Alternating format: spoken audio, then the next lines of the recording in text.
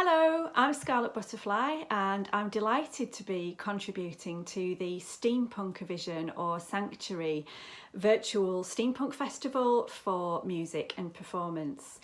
I've been part of the steampunk community now for around 7 years, and I'm also an aerial dance and fire performance artist. I've had lots of opportunities over the last sort of 6 to 7 years to perform at so many different steampunk events, and it's been absolutely fantastic, and it's such a wonderful thing to be part of such an amazing community. And what I've found particularly heartwarming is that the steampunk community, more than any other community really, seems to get or understand my style of performance art. They've really embraced it, and actually over the years I've created a lot of acts that are for the steampunk community completely.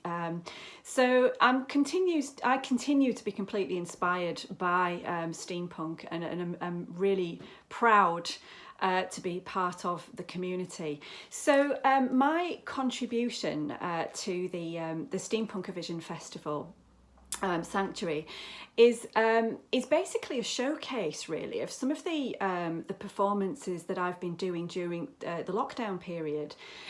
So the lockdown period for me has been quite challenging because my aerial dance equipment I had to set that up in my garden, and my garden is very steep. Living in West Yorkshire, it's quite hilly around here, and even people's gardens are hilly. So I've had my equipment set up in the garden, but it's actually not level. The decked area is not quite level, so it's been really challenging to train and to perform. However, I have managed to do it. Challenges aside, I've managed to do it, and actually the results have been quite good. I've been quite happy with some of the results, and I have performed for a number of events, and some steampunk ones too, during the last 4 months of lockdown.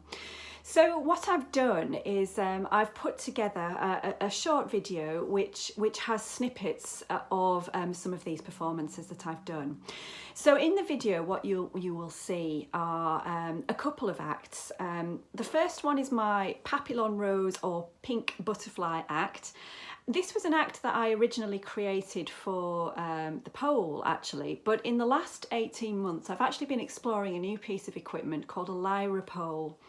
So a lyra pole is really a fusion between the pole and aerial hoop. So the equipment actually looks like a lollipop, and it's also known actually as a lollipop. So I could really call myself a lollipop artist as well, which sounds quite funny.